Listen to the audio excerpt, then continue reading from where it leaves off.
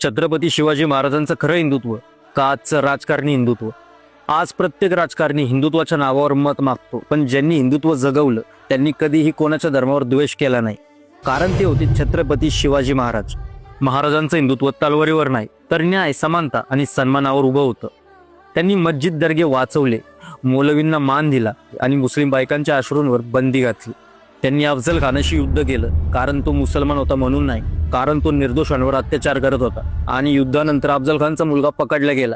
महाराजांनी त्याला सन्मानानं सोडलं. शिवाजी महाराजांचं साम्राज्य फक्त हिंदूंचं नव्हतं, ते सगळ्यांचं होतं.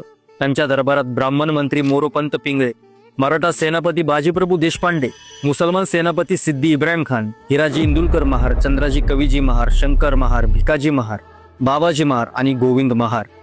पण आजचं राजकारणी हिंदुत्व ते माणसं जोडत नाही, ते माणसं फोडतं. जात, धर्म, मतांवर भिंती उभ्या करतात आणि हेच राजकारणी नाव घेतात महाराजांचं. पण विचार मात्र पूर्ण विरुद्ध ठरतो.